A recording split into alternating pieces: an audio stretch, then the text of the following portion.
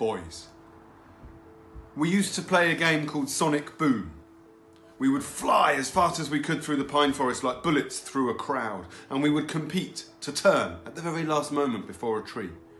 We would fly as fast as we could through the pine forest and then flip, roll sideways millimetres from the tree, shrieking Sonic Boom as we reeled off. One day I taunted my brother. I dared him to ricochet off the tree like a bullet, glancing off a fleeing shoulder.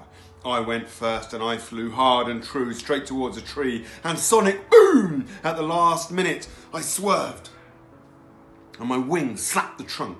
Whap! And I barreled off into the forest like a bullet, glancing off a fleeing shoulder. My brother flew too low and too fast and never turned.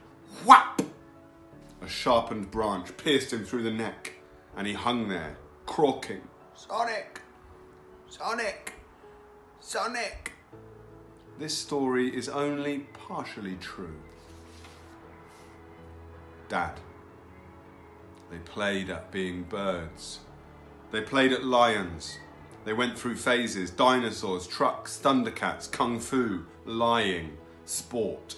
There was very little division between their imaginary and real worlds, and people talked of coping mechanisms and normal childhood and time. Many people said, you need time, when what we needed was washing powder, knit shampoo, football stickers, batteries, bows, arrows.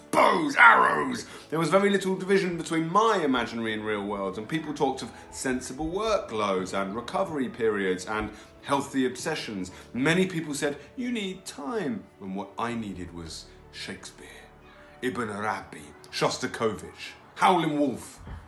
I remember they left their tea unfinished and I picked at half-eaten fish fingers, cold peas and coagulated ketchup. I remember I said, I'm throwing every single toy in the bin, and they giggled. I remember being scared that something must surely go wrong if we were this happy, her and me.